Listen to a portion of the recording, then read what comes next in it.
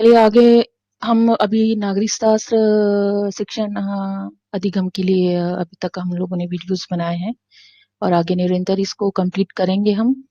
तो सामाजिक यानी सिविक्स पेडागोजी के अंतर्गत कौन कौन से विषय वस्तु आते हैं, उनमें से हमने सबसे पहले यूनिट फर्स्ट का पार्ट लिया है। तो यूनिट फर्स्ट में अभी तक हम नागरिक शास्त्र के अंदर पाठ्यक्रम की प्लानिंग और उसके आधार का डिस्कशन कर चुके हैं। इसी को आगे बढ़ाते हुए हम अब ले रहे हैं नागरिक शास्त्र पाठ्यक्रम निर्माण के सिद्धांत।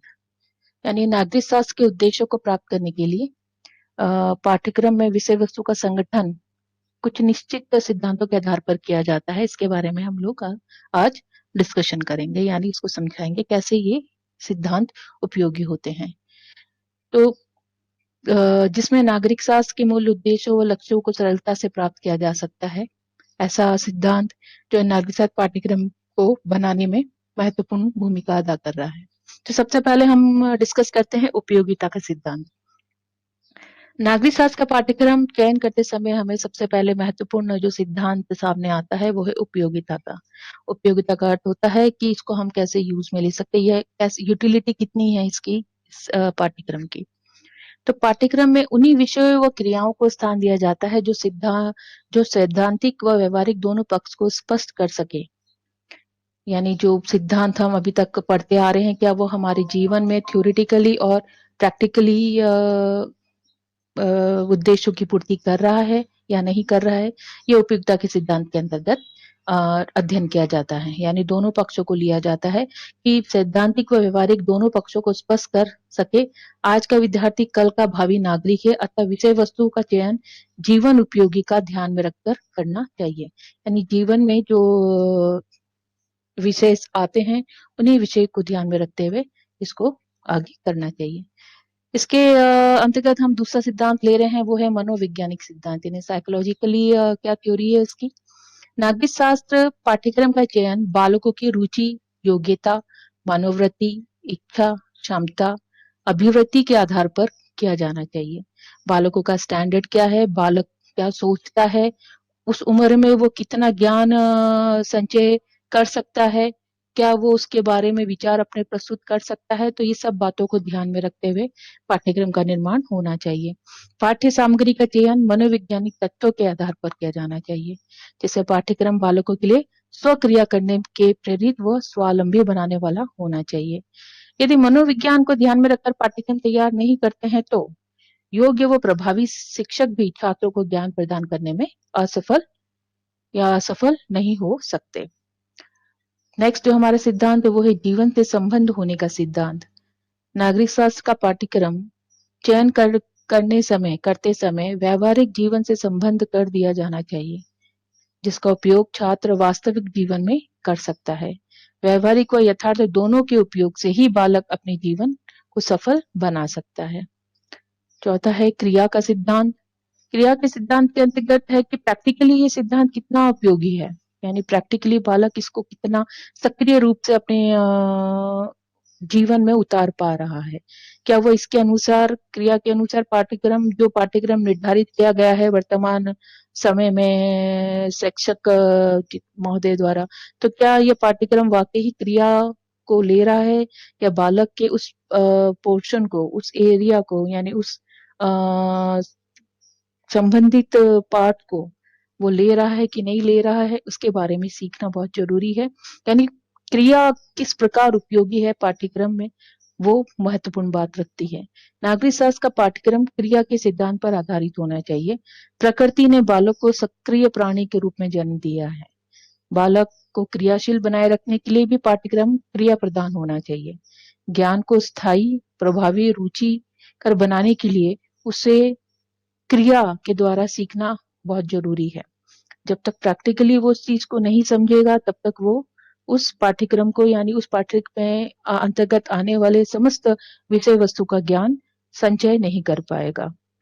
नागरिक शास्त्र में जैसे विवाद, भाषण, प्रतियोगिता, भ्रमण व आदि के द्वारा किया गया ज्ञान विषय के प्रति रुचि बालक को क्रियाशील बनाने में सहायक होता है। यानी जगह जगह जाके अगर नागरिक शास्त्र है तो हम संसद भवन या उससे संबंधित संसद में होने वाले प्रतिक्रिया या बैंक में वाली प्रतिक्रियाओं को अगर हम क्रिया के द्वारा बच्चों को समझा सकें प्रैक्टिकली, तो बच्चा उस चीज को बहुत जल्दी अधिगम करता है, बहुत जल्दी अधिग्रहण करता है, बकाया कि उसको थ्योरी में हम ये चीजें समझा सही। तो थ्योरी पार्ट वाला थ्योरी के अनुसार ही समझाया जाए और प्रैक्टिकल पार्ट वाला उसको प्रैक्टिकल करके ही समझाया जाए, तभी वो अधिगम करने में सक्षम होगा।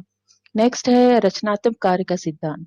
रचनात्मक कार्य का सिद्धांत कहते हैं कि बच्चा जो चीज सीख रहा है, क्या वो उससे रचनात्मक विषय को ले पा रहा है, या हम किस प्रकार अपने विषय को एक रचनात्मक तरीके से, एक इंटरेस्टेबल बना करके उसको पढ़ा सकें। तो पाठ्यक्रम ऐसा भी होना चाहिए कि बालक को रचनात्मक, सृजनात्मक शक्ति के लिए प्रेरित करे। इसमें रेमंड ने अपने कुछ विचार रखे थे, जो इस प्रकार हैं कि जो पाठ्यक्रम वर्तमान व भविष्य की आवश्यकताओं के लिए उपयुक्त है, सुनिएगा, रेमंड के अनुसार जो पाठ्यक्रम वर्तमान व भविष्य की आवश्यकताओं के लिए उपयुक्त है, उसमें निश्चित रूप से रचनात्मक विषयों के प्रति निश्चित व सुझाव होना चाहिए। यानी पाठ्यक्रम ऐसा होना चाहिए जो रचनात्मक पाठ को बच्चे के बढ़ा सके, यानी उसका सृजनात्मक शक्ति को बढ़ा सके। हमारा जो अगला बिंदु है वो है सामाजिक जीवन से संबंधित विषय। अब क्योंकि नागरिक जो है वो सामाजिक प्राणी है, और सामाजिक प्राणी है तो सामाजिक प्राणी के अंदर सामाजिक विषय वस्तु बहुत सारे होंगे, जिसके साथ वो अपने काम, अपने उद्देश्यों की पूर्तता करता होगा, कुशलता पूर्वक कार्य करता होगा। तो ऐसे विषय भी पाठ्यक्रम में समाहित होने चाहिए। जैसे नागरिक शास्त्र शिक्षण के पाठ्यक्रम का मुख्य उद्देश्य बालक को सफल भावी जीवन के लिए तैयार करना होता है। तो बालक को कक्षा कक्ष में जीवन की व्यवहारिकता व वास्तविकता शिक्षा दी जाती है। समाज में रहकर बालक को अपने अधिकारों व कर्तव्यों के ज्ञान का बोध कराना होता है। वह दूसरों के साथ कार्य करने में व समाज उपयोगी क्रियाओं को करने की शिक्षा मिलना आवश्यक है। इसका मूल उद्देश्य सफल व कार्य कुशलता जीवन व्यतीत करने के लिए तत्पर करना है उसको। अगला जो पॉइंट है वो है विविधता व लचीलेपन का सिद्धांत। यानी पाठ्यक्रम ऐसा नहीं होना चाहिए कि क्रूरता के एक बार हमने निर्धारित कर दिया तो उसमें किसी प्रकार का कोई चेंजेस नहीं हो सकता है। यानी पाठ्यक्रम ऐसा होना चाहिए कि उसमें लचीलापन भी हो, विविधता भी हो और लचीलापन भी हो, कि समय में, यानी समय के बहाव को देखते हुए, समय के मूल्य को देखते हुए, पाठ्यक्रम में भी समाज में हो रहे नए नए नित्य वैज्ञानिक या तरीकों से जो चेंजेस हो रहे हैं, जो समाज के तरीके से चेंजेस हो रहे हैं, उसको देखते हुए भी हमें आगे पाठ्यक्रम में होना चाहिए। अभी जस्ट उदाहरण है कोविड-19 का, कि ये बीमारी किस तरह फैली, कैसे फैली, क्या इसके क्या कारण लक्षण रहे हैं और कैसे इसका ट्रीटमेंट किया जाता है। तो ये एक नया वायरस जो है, इसने समाज को हिला के रखा हुआ है। तो ये समाज के अंदर जो आया, तो इससे जो प्रभाव पड़ा समाज पर, तो अब इसमें क्या होगा कि नेक्स्ट आने वाली जो जनरेशन है वो कोविड-19 को अपने पाठ्यक्रम में रखेगी, जिससे कि बच्चा आगे अपने जीवन में किस प्रकार सफलता हासिल करनी है इस वायरस से, उन बातों को सीखेगा। तो ये बातें भी आ सकती है। तो इसलिए पाठ्यक्रम में लचीलापन होने चाहिए कि हम नए-नए नित्य होने वाले आविष्कारों और इस प्रकार के कारणों से हम उसको पाठ्यक्रम में समाहित कर सकें। इसलिए पाठ्यक्रम में विविधता और लचीलापन का सिद्धांत होना बहुत ज़रूरी है। बालक की रुचि व जिज्ञासा जागृत करती है ऐसी चीज़ों में, तो वो पाठ्यक्रम में होना निहित है।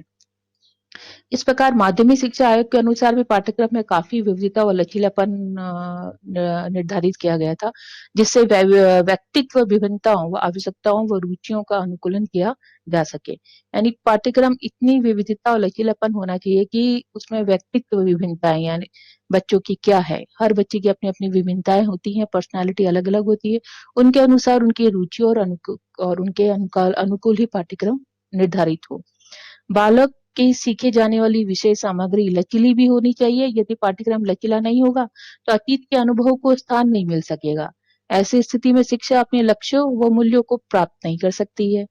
शिक्षा का महत्वपूर्ण जो कार्य है वो है अनुभवों का संकलन कर एक पीढ़ी से दूसरी पीढ़ी में संचरण करना है, हस्तांतरण करना है। शिक्षा अपने इस दायित्व का निर्वाह तभी कर सकती है जबकि पाठ्यक्रम लचीला हो। देश काल परिस्थिति में परिवर्तन होता रहता है, तो ऐसे परिवर्तनों को पाठ्यक्रम में समाहित करना पड़ता है, और समाहित करने के लिए पाठ्यक्रम का लचीलापन होना अनिवार्य है। दूसरा हमारा अगला बिंदु जो है जनतांत्रिक भावनाओं के विकास का सिद्धांत। यानी भारत राष्ट्र विश्व का सबसे बड़ा लोकतंत्र राष्ट्र है, यानी प्रजातांत्रिक राष्ट्र है, और प्रजातंत्र की सफलता के लिए हमें सुयोग व आदर्श नागरिक तैयार करने होते हैं। तो इस उद्देश्य की प्राप्ति के लिए भी नागरिक शास्त्र के पाठ्यक्रम में प्रजातंत्र के सिद्धांत, समानता, दया, भ्रातृत्व, न्यायप्रियता आदि को सम्मिलित कर बालकों में दया, करुणा, प्रेम, सहयोग, सहानुभूति, सहिष्णुता व त्याग की भावना का विकास करना है। तो आज के युग में समाज में सभ्य व सफल जीवन व्यतीत करने के लिए आवश्यक है कि नागरिक शास्त्र का पाठ्यक्रम प्रजातंत्र के सिद्धांतों पर भी आधारित हो, है ना। चलिए फिर नेक्स्ट जो हमारा इसका जो आखिरी बिंदु है कि सिद्धांत में और क्या समाहित होना चाहिए, तो वो है सहसंबंध का सिद्धांत यानी कोरिलेशन।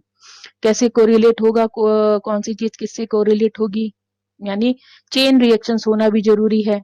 हम अलग अलग स्प्लिट पार्ट में नहीं इसको ले सकते। तो संपूर्ण ज्ञान क्या है, इकाई के रूप में है, यानी एक कोरिलेशन पढ़ा रहे हैं और वो जो ज्ञान है वो एक क्या है, एक यूनिट है, एक इकाई के रूप में है और संगठित है। तो सभी विषय एक दूसरे से संबंधित होते हैं, जैसे विज्ञान आर्ट्स से संबंधित विषय को भी लेता है, सिविक्स और इकोनॉमिक्स में भी आपस में संबंध होता है। तो ये सभी जो विषय हैं आपस में कोरिलेटेड हैं, संबंधित होते हैं। इस कारण ज्ञान के स्पष्टीकरण के लिए आवश्यक है कि हम बालक को एक विषय की शिक्षा दूसरे विषय से संबंधित स्थापित करके दें, जिससे बालक के लिए विषय को समझना आसान व सरल हो सकता है। तो ये हमारे जो सिद्धांत थे, 9 सिद्धांत जो हमने स्टडी किए हैं आज। तो पहला हमारा उपयोगिता का सिद्धांत था, दूसरा हमने मनोवैज्ञानिक सिद्धांत लिया, तीसरा जीवन से संबंध होने का सिद्धांत, चौथा क्रिया से संबंधित होने का सिद्धांत, फिर रचनात्मक कार्य का सिद्धांत, नेक्स्ट सामाजिक जीवन से संबंधित सिद्धांत, फिर था विविधता व लचीलेपन का सिद्धांत और जनतंत्र भावना के विकास का सिद्धांत और लास्ट में था हमारा सहसंबंध का सिद्धांत। तो ये हमारे जो सिद्धांत है जो पाठ्यक्रम को प्रभावी बनाने में और पाठ्यक्रम को निर्माण करने में सहायक होते हैं, इसकी स्टडी हमने करी। नेक्स्ट जो हमारा है वो है माध्यमिक शिक्षा आयोग 1953 के अनुसार पाठ्यक्रम निर्माण का सिद्धांत, यानी माध्यमिक शिक्षा आयोग ने 1952/53 में पाठ्यक्रम के निर्माण के सिद्धांत निर्धारित किए थे, क्योंकि उसी समय वो सिद्धांत 1952 के शतक में चल रहे थे और उसी के अनुसार वो पाठ्यक्रम उस शतक में बनाए गए थे। 1950s के समय 50 टू 60 और 70s तक ये काम किया गया, जब तक कि नई नीति, राष्ट्रीय शिक्षा नीति ने प्रादुर्भाव नहीं हुआ। तो तब तक उस समय माध्यमिक शिक्षा आयोग के अनुसार जो पाठ्यक्रम के सिद्धांत निर्धारित किए गए थे, उन्हीं के अनुसार पाठ्यक्रम का निर्माण किया गया था। तो इसमें सबसे पहले जो बिंदु था वो था अन्य विषयों से सहसंबंधितता का सिद्धांत, यानी माध्यमिक शिक्षा आयोग ने भी उस समय निर्धारित किया था कि कोई भी विषय जो है वो अपने आप में अकेला नहीं है, वो कोरिलेटेड अदर विषय से, यानी सहसंबंध के सिद्धांत पर उन्होंने जोर दिया था विषय में। उन्होंने भी यही बात की थी कि ज्ञान पूर्ण है, विभिन्न विषय एक दूसरे से पूरक होते हैं, अतः ज्ञान की पूर्णता व समायोजन के लिए अन्य विषयों के पारस्परिक सहसंबंध से ही ज्ञान को पूर्ण रूप से सीखा जा सकता है। तो उन्होंने भी इस बात पे जोर दिया था उस समय, यानी हम 50 से 70 के दशक की बात कर रहे हैं, उस समय भी ये सहसंबंध का सिद्धांत प्रभावी था। दूसरा था सामूहिक जीवन के संबंध का सिद्धांत। माध्यमिक शिक्षा ने सबसे ज्यादा सामूहिक जीवन के संबंध में ही जोर दिया था और उस समय उन्होंने ये कहा था कि समायोजन ही शिक्षा है, बालक को शिक्षा के माध्यम से सामुदायिक जीवन से समायोजन करने का ध्यान रखा जाना चाहिए, यानी समाज में होने वाले समस्त क्रियाओं का ध्यान बालकों की तरफ होना चाहिए और बालक उसको सीखने के लिए सक्षम होना चाहिए। फिर था अनुभवों की संपूर्णता का सिद्धांत। इस सिद्धांत के अनुसार पाठ्यक्रम में केवल तथ्यात्मक सूचनाएं नहीं होती हैं, बल्कि उनमें कक्षा व समाज से संबंधित क्रियाकलाप भी सम्मिलित किए जाने चाहिए अनुभव से। फिर तब अवकाश के क्षणों का सिद्धांत। तो अवकाश उस समय जो छुट्टियां मिलती थी गर्मियों की, तो उन गर्मियों की छुट्टियों में क्या उपयोग किया जाए अवकाश का, कैसे रचनात्मक कार्य किया जाए, तो उसका एसवीडब्ल्यू के अंतर्गत निर्धारित कोर्सेज हुआ करते थे, खेल से संबंधित हुआ करते थे, बेकार पड़ी वस्तुओं से नई वस्तुओं का निर्माण करना, ज्ञानात्मक से संबंधित हुआ करते थे। तो इस तरह एसवीडब्ल्यू के निर्धारित कुछ विषय हुआ करते थे, तो वो अवकाश के क्षणों के लिए ही हुआ करते थे। तो इसलिए अवकाश के क्षणों का सिद्धांत इसमें डाला गया था कि अवकाश के क्षणों का सदुपयोग करने के लिए विविध रचनात्मक कार्यों की ओर प्रेरित किया जाना चाहिए बालकों को। तो इसलिए पाठ्यक्रम में वो भी सम्मिलित था। फिर था व्यक्तित्व विभिन्नताओं, आवश्यकताओं व अभिरुचियों के अनुसार विविधता का सभ्यता का सिद्धांत।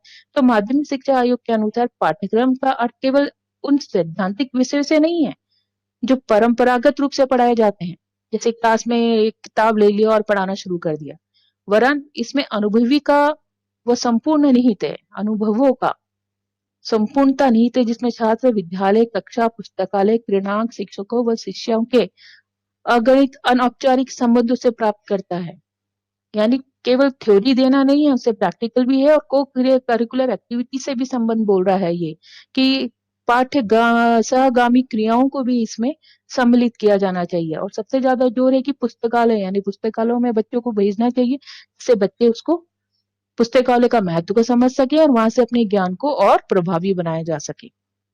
तो पाठ्यक्रम निर्माण का आधार छात्रों की व्यक्तिगत विभिन्न आवश्यकता व अभिरुचि, कक्षा में प्रत्येक छात्र की पूर्णता, प्रेजेंट यानी उपस्थिति भी ध्यान में रखना चाहिए और ये समस्त बात ध्यान रखते हुए ही पाठ्यक्रम का निर्माण करना चाहिए। तो ये माध्यमिक शिक्षा आयोग ने केवल 5 या 6 सिद्धांतों को ही उस समय अपनाया था और ये जो 5-6 सिद्धांत है वो अपने आप में पूर्ण थे। 50 से 70 के दशक के बाद की बात कर रहे हैं, उस समय ये पाठ्यक्रम बनाए गए थे और उस समय पाठ्यक्रम लचीलापन था जिससे कि पाठ्यक्रम में निरंतर नई-नई नीतियां बैठती गई और नई-नई नीतियों के अनुसार जैसे कोठारी आयोग आया 64 में, उसके बाद राष्ट्रीय शिक्षा नीति आई 1992 में, उससे पहले राधाकृष्णन आयोग था। तो इन समस्त आयोगों ने जैसे-जैसे आयोग के गठित होते गए वैसे-वैसे पाठ्यक्रम में चेंजेस होते गए। तो आज चेंजेस इसलिए पाठ्यक्रम में लचीलेपन को लिया गया था। तो ये हमारा जो आज का टॉपिक था वो था पाठ्यक्रम के सिद्धांत और हमने पाठ्यक्रम सिद्धांत के अंदर 9 सिद्धांत प्लस हमने माध्यमिक शिक्षा के अनुसार भी पाठ्यक्रम को पढ़ा है। अब पाठ्यक्रम के उद्देश्य, पाठ्यक्रम के गुण और पाठ्यक्रम क्या है, इसके बारे में हम कल स्टडी करेंगे। तब तक के लिए आप इन चीजों को ग्रहण कीजिए और अपने दोस्तों और अपने सहपाठियों के साथ अपने से अनुभव को शेयर कीजिए। घर बैठे आपके लिए सबसे अच्छा ऑनलाइन प्रोग्राम है जिसे आप आसानी से सीख सकते हैं और पूछ सकते हैं। तब तक के लिए धन्यवाद। कल हम फिर